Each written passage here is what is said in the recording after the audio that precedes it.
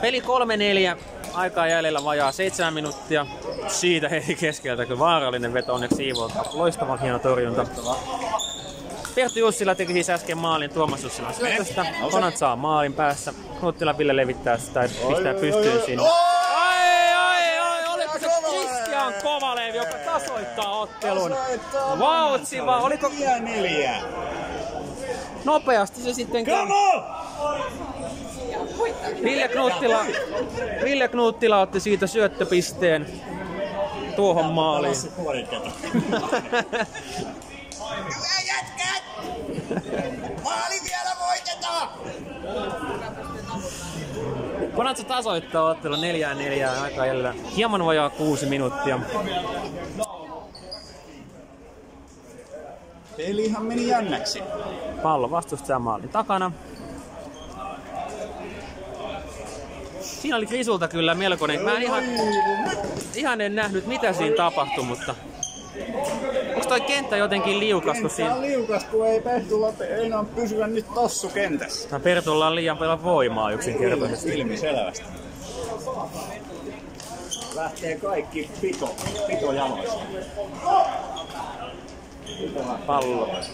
Tuu Jani lähemmäs, jos sä haluat kommentoida, kun tää ei kuulu muuta. Ai ei mitään ei kuulu taaskaan tänne. Pallo siinä keskellä, sinne lähtee veto blokkiin. Ei meinaa oikein sanat taas riittää. Siitä Tuomakselta hyvä idea, mutta ihan ei Teemu. Ja toinen puoli. Ei enää. Tuomakselta siihen keskelle. Itse kun tää mä en pysy mukana. Perttu jättää siihen Kimille. Kimi lähtee nostamaan. Ei löydy vetopaikkaa siitä. Edelleen pitää hienosti palloa lähteä vetämään. Vähän menee ohi maalin. Teemulla pallo. Siitä, oho! Ai se meni noin päin. Teemu on iso mies. Teemu on iso mies, mutta eikö se nyt olisi pitänyt mennä toisten päin? Sanotaanko tämäkin, mutta... Anteeksi, hän on pieni mies. Pallo vastustajan maalin takana. Peli 4-4, aikaa jäljellä. Hieman reilu 4 minuuttia. Nyt ei saa tätä. Siitä vittu pallo Iivolla, niin olikin. Yhtään en taas nähnyt. Pallo on nyt tuossa keskellä. Siitä Riku kamppailee pallosta ja pallo jää vastustajalle. Näytti vähän kyllä toista päin, mutta... Levitys siitä keskeltä.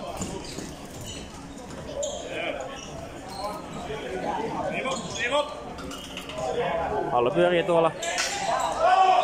Oho! Ei ollut maali, oli korkea maila. No niin.